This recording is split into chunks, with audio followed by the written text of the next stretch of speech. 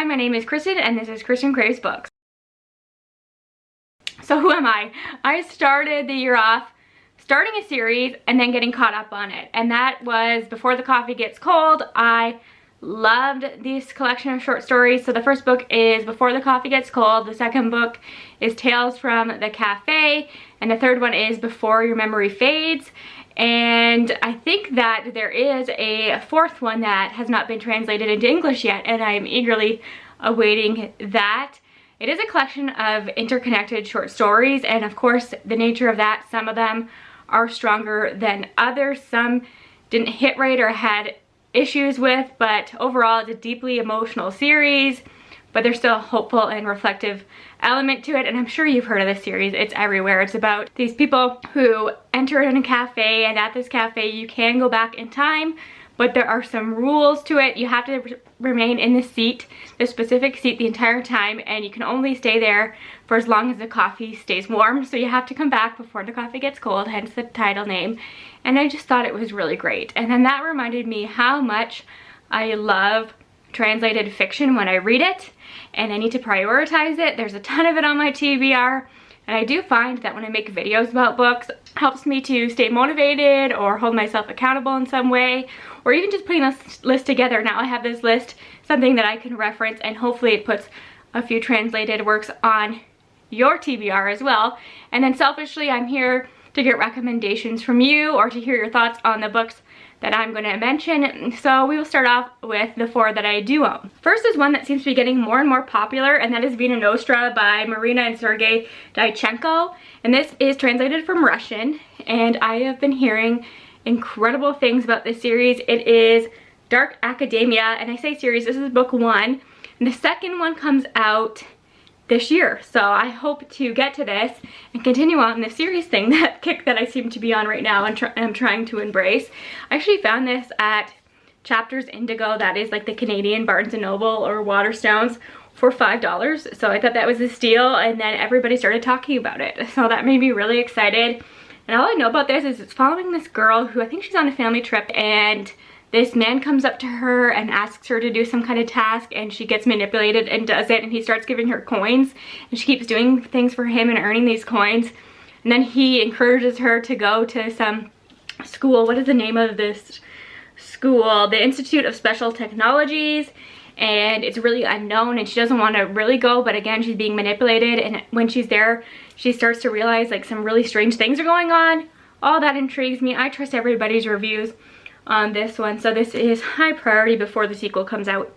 Next up is a book that I've owned for years, and it's again just like Pachinko by Min Jin Lee and all these other books, where I know it's going to be a favorite and I'm saving it. And so I need to stop doing that, as I always say, but I know that this is a lot of people's favorite books. A lot of people on BookTube adore this book, and that is The Shadow of the Wind by Carlos Ruiz Zafón, and this is translated from Spanish, and it is following a boy who is really lost in his life, and he comes across this book that really speaks to him and he becomes deeply invested in, so he wants to read everything else by the author, and he goes on a hunt for more books by the author, and he's realizing that somebody's destroying every copy of this author's books, and that maybe the copy of the book that he has is the only one left in existence, and it leads him down this wild quest. So I think there are 4 books in this series. I do own the 4th one. I think, again, I found that at Chapters for $5 and grabbed it. But I do have faith I'm going to love this first book. I don't hear much about the rest of the series, so if you have read this and read the entire series, let me know your thoughts on that. But I have a feeling that this is going to be beautiful, that I'm just going to adore this. I've noticed a theme in the kind of translated fiction that I am drawn to, and a lot of that are books that have cats in them. And that is just true of any book that I read. If a book has a cat on the cover, or there's a cat in the story, I'm gonna love it. Before the Coffee Gets Cold doesn't have a cat in it, but there's a cat on the cover, and actually my dad bought me that book knowing nothing about it, not knowing the popularity of it, just because he saw the cat. So that is just, it is known that I love books about cats. I'm thinking about doing a whole vlog about books about cats, so if you're interested in that, let me know. And The Traveling Cat Chronicles, one of the most emotional books ever, one of my favorite books of all time. I need to buy a copy of that. I don't have a copy of that for my shelves, but one of my TBR is The Cat Who Saved Books by Suzuki Natsukawa. And the thing about this is translated from Japanese, and the thing about this is it gets mixed reviews, which kind of makes me sad, but I think I'm still gonna really like it.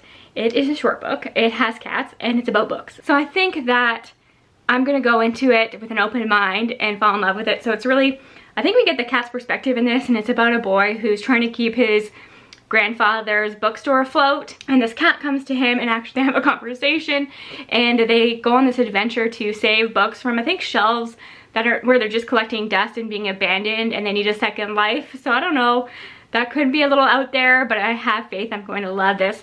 Any book that has a cat perspective, I know that sounds weird, I'm open to trying. And then the last one that I own is one that's been on my shelves for years, and I've read from this author before and obviously adore him. This is Britt-Marie Was Here by Frederick Bachman. Again, I think I got this at Costco and it was a good price, and it was Frederick Bachman, so I bought it. But this doesn't seem to be one that people talk about. So if you read this and loved it, let me know. But it says, at first sight, Britt-Marie is a fussy, passive-aggressive busybody. But hidden inside her is a woman who has bigger dreams and a warmer heart than anyone around her imagines. When she finds herself alone for the first time in decades, she realizes that she spent her life making choices for the sake of other people. Is it too late for her to change? And in a small town of big-hearted misfits, can Britt-Marie find a place where she truly belongs? And there's something about the way that Frederick Bachman writes his characters that are so endearing. There are not perfect characters by any means, but they just dig their way into your hearts, into your soul. They're memorable, and Britt-Marie seems to be that kind of character. Frederick Bachman's books are translated from Swedish, by the way, and I have a ton of his that I still need to get to. I still haven't read Beartown, so I will do that eventually, but I really want to read this. It just sounds like a more endearing, delightful novel than Beartown does, because that seems to take on heavier themes, but Frederick Bachman in general is on my list. Now going to the ones that I don't own yet, but are on my wish list, or that I might download from Scribd or use an audiobook credit for or something. The first one, of course, is a book about cats, and it's She and Her Cat by Makoto Shinhei and Naruki Naokawa, and this is translated from Japanese, and this is a collection of short stories, and it's just different stories of a girl and her cat and their relationships that they have with their cats and the importance of their cats in their lives. And as somebody who has had a cat in her life every day of her life, I was born into a family that had cats. We've always had multiple cats. I got cats.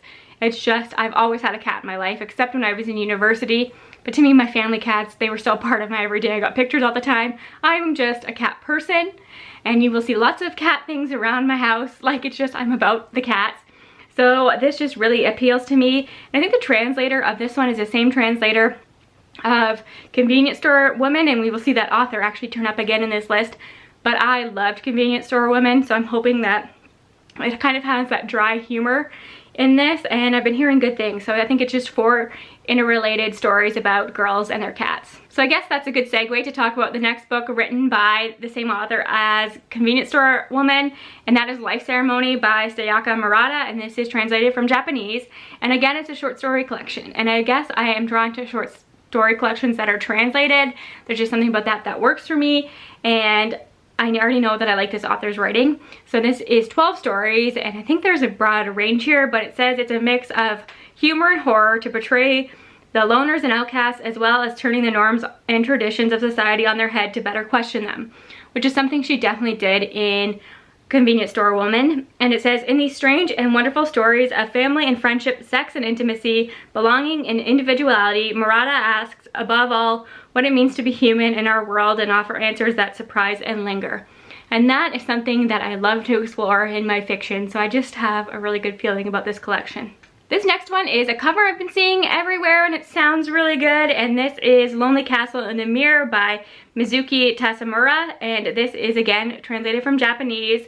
And this sounds like such a wild concept, something that I'm really drawn to. I've realized through Before the Coffee Gets Cold, it was a good reminder how much I love like this magical realism, lighter fantasy that is a bit more speculative and strange. That is really my sweet spot with fantasy. Even though I'm open to the whole thing, that is like my comfort zone. And this follows 7 students who find the unusual common ground in this warm puzzle-like Japanese bestseller laced with gentle fantasy and compassionate insight. So those are so many of my buzzwords. And we're following a young girl who was bullied in school to the point that she had to drop out, and she spent a lot of time in her room staring in the mirror. And eventually the mirror sucks her into this world. It's a castle with other students who are in similar positions as she is, and the bonds that they form and stuff. I think it could be really special. So high priority, and I think I did find the audiobook for that, if I remember correctly. I think the author of this one actually won the Nobel Prize for Literature, and this is Drive Your Plow Over the Bones of the Dead by Olga Tokarczuk, and this is, that title alone, if that doesn't win you over, I don't know what will, because that is so good. And this is translated from Polish, and it's set in a Polish village where a young girl devotes the dark winter days to studying astrology, translating the poetry of William Blake, and taking care of the summer house of wealthy Warsaw residents. Her reputation as a crank and a recluse is amplified by her not-so-secret preference for the company of animals over humans. Then a neighbor, Bigfoot, turns up dead. Soon other bodies are discovered in increasingly strange circumstances. As suspicions mount, Janina inserts herself into the investigation, certain that she knows who done it. If only anyone would pay her any mind. So that sounds incredible. A crime novel here. I like characters who are more isolated, more of a recluse. I'm with her on preferring animals over humans a lot of the time, so I am looking forward to that. And I've heard great things about all of this author's books. I believe Flights was really popular, might have won some awards, but for some reason this is the one that I'm drawn to the most. This next one probably doesn't come as any surprise because I feel like everybody read this in 2022. It was on so many best lists of the year, but I just don't know if I can stomach it, even though I do like dark fiction. I like the themes that are explored in this book are kind of interesting to me, but this is Tender is the Flesh by Augustina Bastarach, and this is that book that everybody talks about where animal meat is contaminated and not safe for human consumption. So instead of just becoming vegan or vegetarian, we turn to cannibalism and all the repercussions of that. We're following a main character, I think, who was a butcher and is now butchering humans. So I think it gets really like grotesque and detailed with that, but it's a good commentary. So I'm willing to try it. I trust everybody's love for it. So I am very curious, I will say that. Next up is a book that is translated from Korean, and this is Almond by Won Pyung-sun.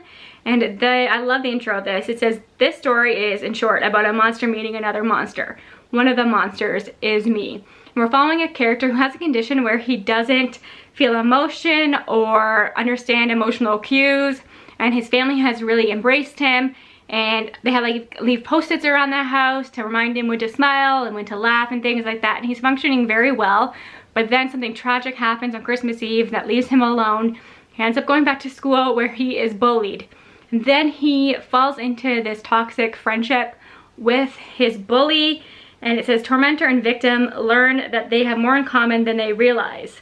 So I think it's going to go to a really dark place, but I've heard good things about that one. Then we have another book translated from Korean, and I don't know much about this one. I think it was shortlisted for the International Booker Prize, and honestly the cover got me, and it's called Cursed Bunny.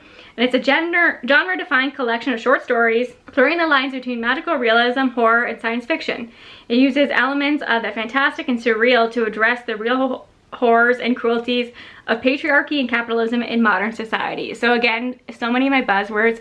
A translated short story collection, magical realism, sci-fi, horror, loving all the themes and explorers, so I am hopeful about that one. The next one is translated from Spanish. Actually, I have two more and they're both translated from Spanish, but the first one is Hurricane Season by Fernando Melchor.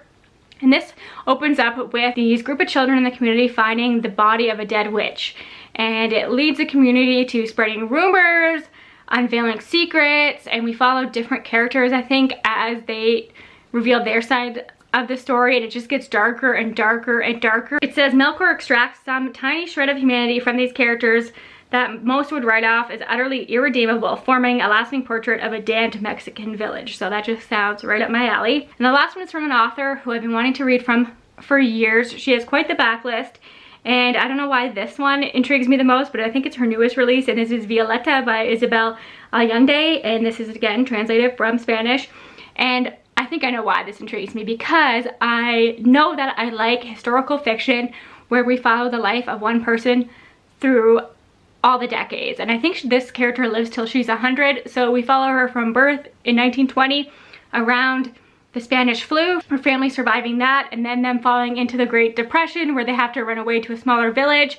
And I think the story is all told through her writing a letter to her grandson about her story and her life, and I think it's just going to be beautiful. I've heard incredible things, that is exactly the kind of historical fiction that intrigues me, and I hope that I end up loving it and can go back and explore this author's entire backlist, because I have this feeling she's going to be a new favorite, and I love that. So those are the ones that are on my radar right now. I'm sure there's so many that I even own or are on my Goodreads TBR, or that I've mentioned before and I'm just forgetting. So please remind me. I'd love to know your favorite translated works, ones that are on your radar, what you thought about the ones I mentioned in this video. Let's talk all the things translated fiction. I thank you again for your support. I'll talk to you again soon. Bye for now.